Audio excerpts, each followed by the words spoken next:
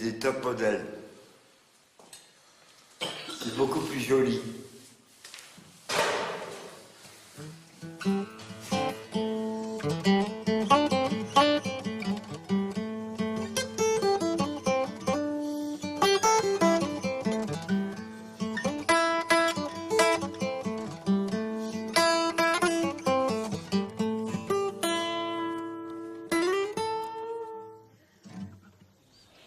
Raphaël, Oui.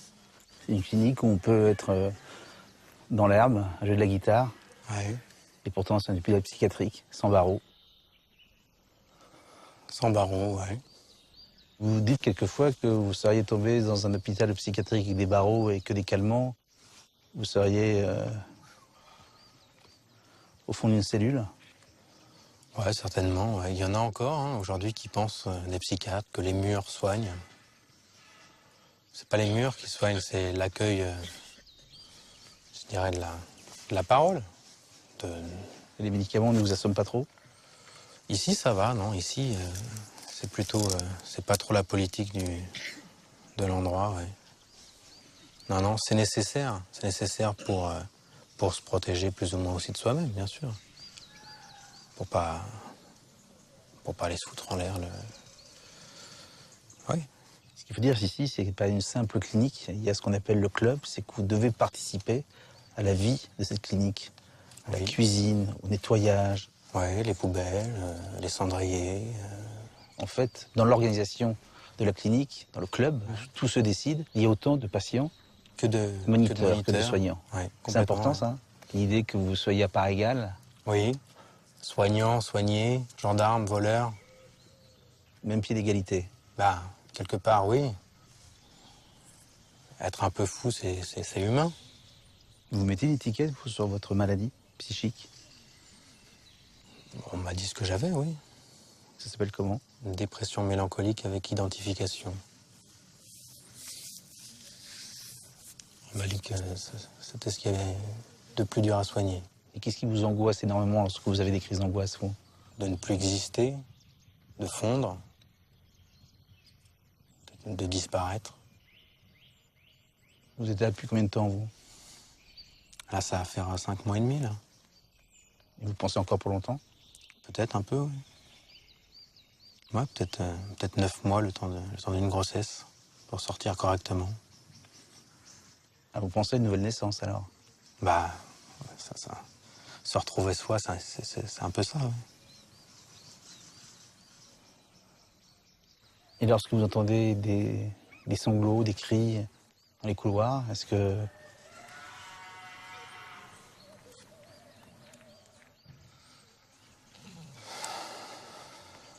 Ça fait partie de la vie ici.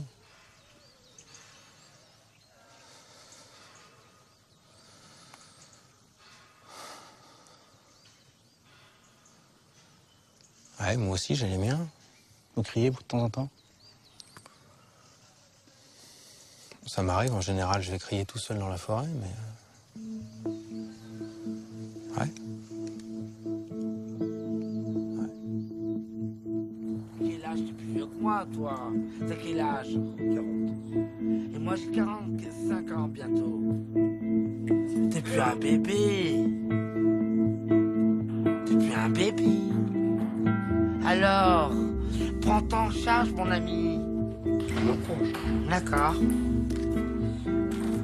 La la la la la la la. Le lundi au soleil, c'est une chose qu'on n'aura jamais. Chaque fois c'est pareil. C'est quand on est derrière les carreaux, quand on travaille que le ciel est beau, qu'on va faire rire sur le rire. Le lundi au soleil. T'as une belle voix. On essaye. Avec les moyens du bord, monsieur.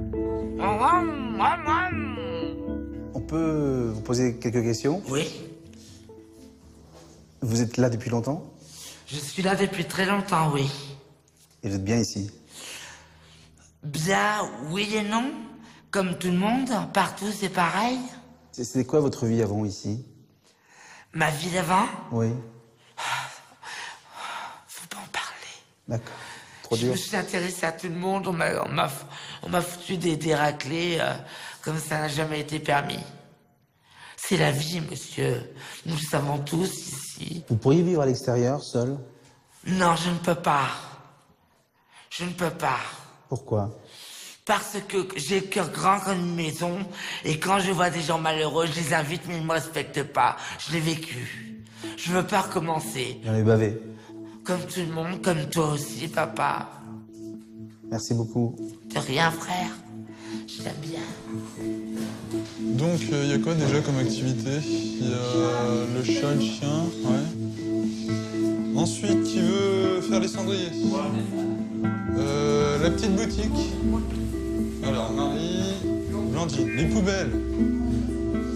Sophie, Emmanuel. Et la gym. Qui veut ouvrir la salle de gym? Non? Bon, pas de gym cette semaine. Bon, merci à tous. L'AG est close.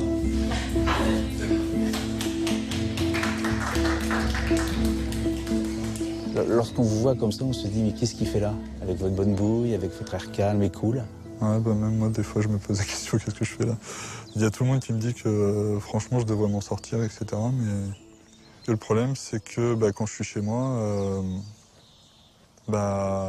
c'est soit je me laisse trop aller, soit je me mets trop la pression. Concrètement, ça veut dire quoi? Je me laisse trop aller, c'est-à-dire que c'est totalement le bordel, que je mange une fois tous les 10 ans, enfin, j'exagère. Hein. Vous nourrissez à peine. Oui, je me nourris à peine, mes cours, j'arrive pas à me lever le matin ou des trucs comme ça. Donc sinon, vous restez dans votre lit? je reste dans mon lit des fois. Vous prenez des médicaments pour vous aider?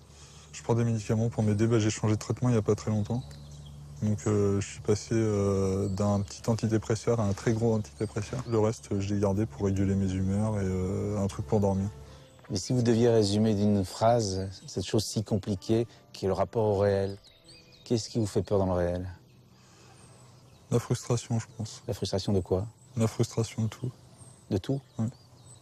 De tout, que ce soit des gens, par rapport aux gens, que ce soit par rapport à... Vous voulez plus que ce que vous avez, c'est ça? Voilà, je veux plus que ce que j'ai. Un rêve d'absolu? Un rêve d'absolu, l'idéal même.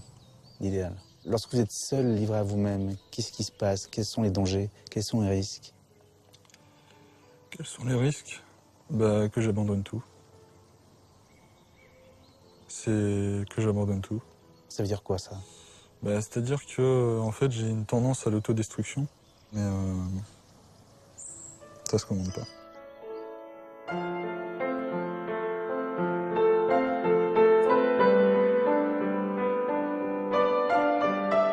L'accusation présente une grande quantité de preuves scientifiques et circonstancielles prouvant que Sarah a tué ses parents.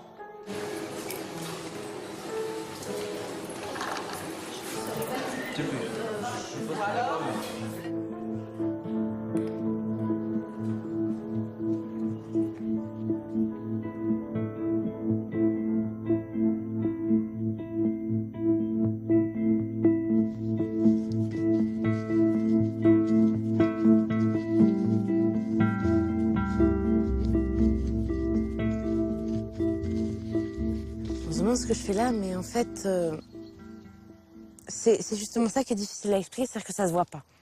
Moi, je marche dans la rue, on va pas se dire, elle sort d'un hôpital psychiatrique, d'une clinique ou de quoi que ce soit. On va se dire, voilà, c'est une fille qui doit être étudiante ou jeune travailleuse. Non. Et qu'est-ce qui est pas possible dans la vie de tous les jours lorsqu'on n'est pas ici? De gérer l'angoisse paroxystique. L'angoisse qui on a l'impression qu'elle s'arrêtera jamais et que c'est la fin du monde partout, tout le temps. Vraiment, c'est ça. L'angoisse, c'est la fin du monde partout, tout le temps. Quand elle est à mon niveau, à moi. C'est-à-dire, précisément? J'ai l'impression que tout va s'arrêter, qu'il n'y a plus rien qui va continuer. Sur Ni le Terre? monde, ni moi, ni la terreur, que l'angoisse emporte tout. Et du coup, c'est pas possible de vivre. J'ai vraiment l'impression que j'ai un hurlement que je ne peux pas contenir. Et quand même temps, je continue à contenir toujours parce que je me dis je peux pas hurler, j'ai pas le droit. Mais Pourquoi? je sais pas. J'ai jamais eu le droit d'hurler, c'est comme ça. Ça m'arrive de venir ici justement pour crier un bon coup. C'est votre endroit ici, dans la forêt? Ouais, c'est mon endroit dans la forêt.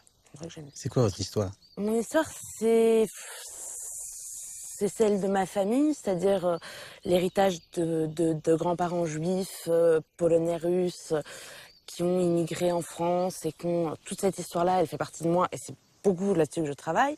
Des histoires de viol aussi. De viol à quel âge? 9 ans, et après entre 14 et 21.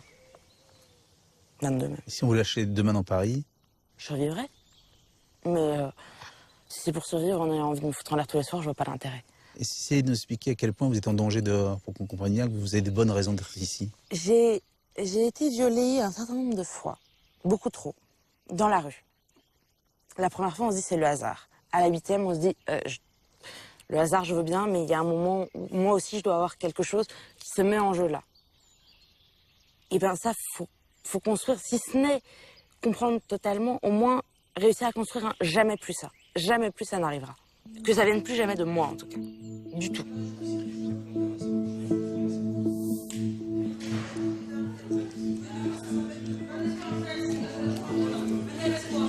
Je comprends pas ce que ça veut dire, je t'aime.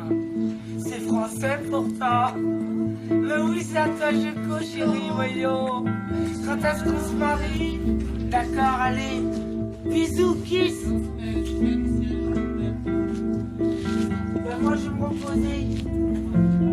On a l'Élysée ici. On a l'Élysée ici. C'est l'Élysée ici, c'est l'Élysée. Ouais. Le lundi au soleil, c'est une chose qu'on ne verra jamais. Chaque fois c'est un rêve. Qu'est-ce qui ne va pas dans la vie quotidienne ou qu'est-ce qui est compliqué? Pourquoi vous avez besoin d'être ici? Ben, j'ai du mal à gérer les choses quotidiennement. C'est ma maladie. Je tendance à être un peu dans l'irréalité. J'ai du mal à être dans les choses plus concrètes. Vous m'aidez parce que j'ai du mal, quoi. Vous avez travaillé un moment dans votre vie? Ouais, j'ai un peu travaillé, mais pas beaucoup. J'avais passé le BAFA pour être animateur, mais j'arrivais pas parce que j'avais pas d'autorité et les enfants, ils me bouffaient. Moi, j'avais aucune sorte d'autorité. Ils étaient esquimaux avec moi, quoi. Vous avez quel âge aujourd'hui? Là, j'ai 40 ans, là. Et vous souffrez encore? J'ai beaucoup de carences affectives par rapport à mes parents qui étaient malades aussi, et ma mère, mon père. Puis j'avais un frère jumeau qui s'est suicidé. J'ai eu beaucoup de problèmes. Puis j'avais beaucoup de problèmes à l'école aussi. Pour me socialiser, être avec les autres. J'étais souvent dans mon coin. Vos parents sont malades de quoi? Mes parents, mon père, il est dépressif chronique. Il a été à l'hôpital aussi, hôpital psychiatrique. Depuis que je suis petit, j'ai du mal à lui parler. Il ne me parlait pas avec mon frère jumeau, donc il y avait un problème de communication. Puis il était malade aussi. Hein. Et votre mère? Vous arrivez à parler avec votre mère? Ma mère est trop accaparatrice, trop à essayer de diriger ma vie, me commander. J'aime pas ça, quoi. Pendant longtemps, elle me dirigeait. J'arrivais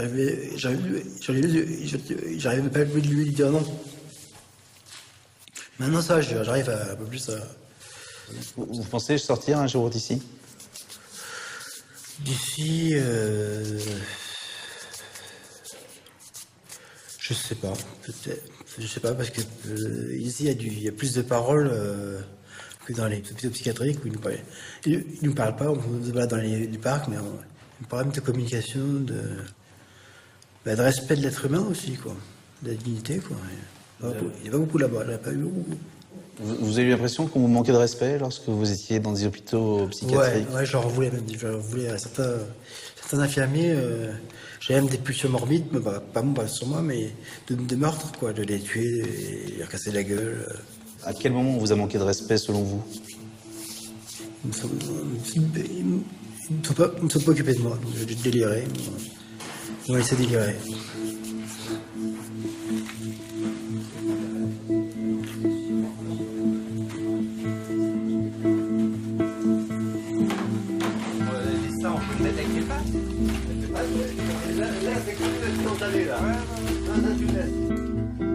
Non, dis-tu me rappeler.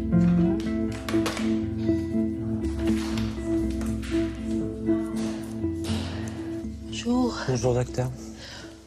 On fait le dernier entretien avec Guillaume aujourd'hui, qui nous quitte comme interne, qui reviendra. Il y a eu beaucoup, je crois que même Guillaume a pu s'en apercevoir en 6 mois, il y a eu des gros progrès, mais dans votre pli, dans votre contact avec les autres, les responsabilités que vous prenez, et le risque c'est qu'on bascule un peu dans autre chose, là, c'est que vous avez peur de sortir, hein. Vous avez peur d'être chez vous. Ouais, j'ai peur de rentrer chez moi. Est-ce qu'on pourrait essayer de comprendre, enfin, est-ce que vous pourriez essayer de nous dire, là ensemble, ce qui se passe chez vous quand ça bascule? Je m'assume plus, enfin, je suis débordé. Le simple fait de faire à manger devient un casse-tête horrible. Bah, je me remets à rêvasser, quoi. Dans mon lit. C'est ça, vous restez couché. Hein? Ouais. Et 6 mois maintenant. Ah bah ici, je reste pas couché, ouais. Et vous étiez là quand il est arrivé, il était tout maigre. Ouais, je pesais 49 kilos. Bah, yaourt, coca et chocolat, le soir. Et après, quand vous rentrerez chez vous, qu'est-ce qu'on va... Vous voulez pas y penser, hein? Je sais pas ce que je vais y faire. Hein. Si je m'assomme pas à coups de pétard, tout va bien. Hein.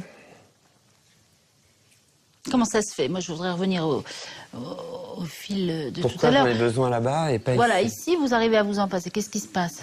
Bah ouais, mais parce qu'ici, je suis pas tout seul, j'ai pas de moments d'angoisse, j'ai pas de pensées négatives.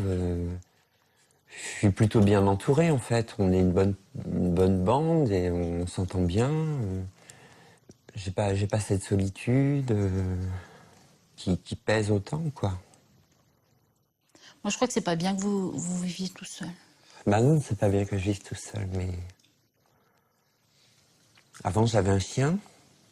Bon, c'était particulier, mais j'étais pas tout seul. Et là, maintenant, j'ai plus personne. C'est la mort de votre chien qui a fait basculer les choses. Ah oui. Ouais, bien sûr, là, je me suis retrouvé vraiment seul. Vous aviez arrêté le traitement chez vous aussi? J'avais arrêté mon antidépresseur. Pendant 4 jours. Ouais, je le referai pas. C'est bon, j'ai compris. Je vous aide.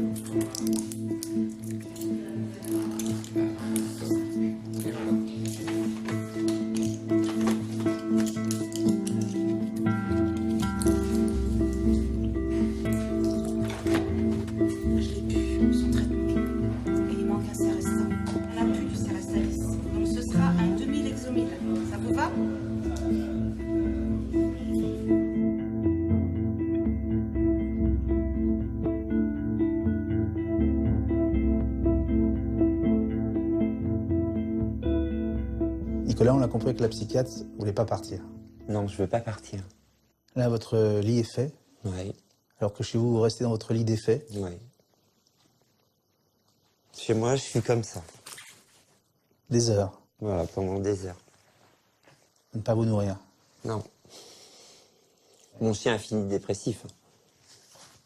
Ouais. On est mort. Ah ouais, il en est mort. Ça a fini par déteindre sur lui. Parce que vous ne sortiez plus, peut-être, si? Ouais, de moins en moins, ouais. Parce que quand ça sonne chez moi, je réponds pas. Dans ça, ne répondez pas. Non, j'ai peur. De quoi? Je sais pas. Pour tous ceux qui ne savent pas ce que c'est que la La maladie maladie psychique, Mmh. expliquez ce que c'est qu'une souffrance de quelqu'un qui n'arrive pas à se lever le matin. Bah non, je sais pas, ça fait mal. Ça fait mal de... Ça fait mal physiquement? Ouais, ça prend aux tripes, ouais. Ça noue le ventre, on peut rien faire. On se met à trembler, à pleurer. Donc dans ces cas-là, on appelle sa psy de toute urgence. Vous n'auriez pas une place pour me prendre tout de suite? Avec un peu de chance, on est pris tout de suite. On passe une semaine en HP. Et vous connaissez l'origine de votre mal, à force de vous interroger dessus? Vous commencez à comprendre ce qui vous est arrivé? Oh oui. Oui, je connais bien maintenant, j'ai fait le tour. Mais j'arrive pas à le dépasser. Enfin, là, il y a eu un clash, il m'est arrivé des choses dures dans ma vie et j'ai complètement lâché prise avec la société, en fait. Je suis un clochard, mais j'ai un appartement. Je vis comme un clochard dans mon appartement. Je sors pas les poubelles, je fais pas la vaisselle, Je me lave pas, je me change pas, je vis dans des draps qu'en 6 mois. Et ceux qui croient que c'est une histoire de volonté, qu'est-ce que vous leur répondez? Ah bah oui, bah ma mère, elle comprend pas. Elle me dit, tu pues. Bah oui, je me suis pas lavé depuis 3 semaines, donc je pue, ouais, mais... elle me dit, bah c'est quand même pas dur de se mettre sous la douche, et puis ça fait du bien. Bon. Vous lui répondez quoi? Ouais, je suis d'accord, ça fait du bien de prendre une douche, mais... Quand je suis dessous, ça va, mais il faut y aller, quoi. Il faut y aller, j'y vais pas. Et c'est pourquoi? Parce que je me dénigre complètement, quoi. En tout cas, ici, vous êtes devenu propre. Ouais. Ouais. Et vous relevez la tête. Ouais. Et vous avez peur qu'en ressortant, tout s'écroule. Oui. Que tout se casse la gueule, ouais.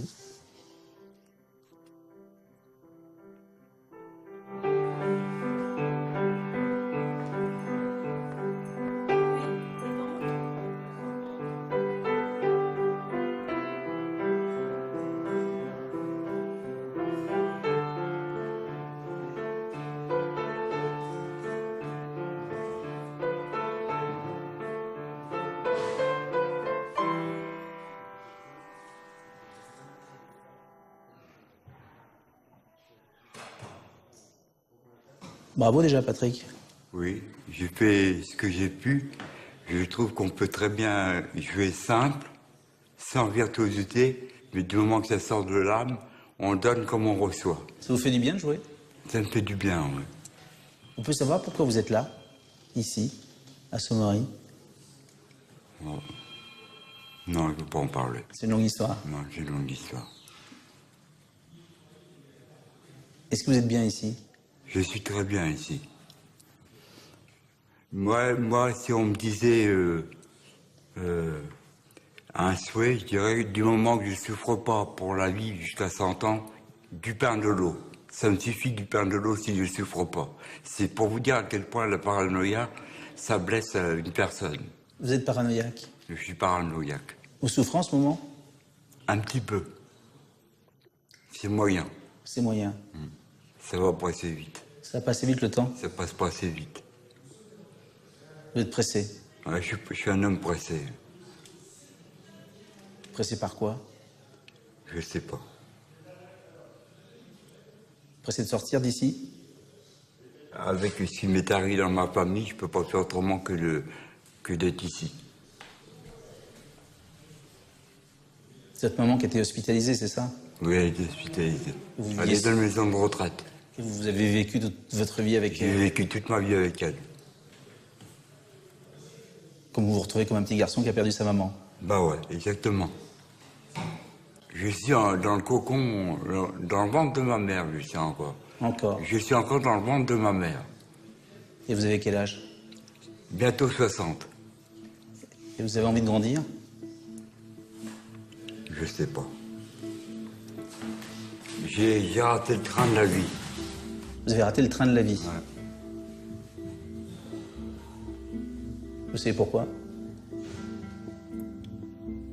J'ai pas saisi ma chance. Quand on est paranoïaque, c'est quoi les ennemis? Le monde extérieur. La radio, la télé, tout ça. L'actualité? On croit qu'on parle de nous, j'ai toujours peur qu'on dise Patrick à la télé, à la radio, tout ça. Vous avez peur qu'on parle de vous? Ouais, j'ai peur qu'on parle de moi.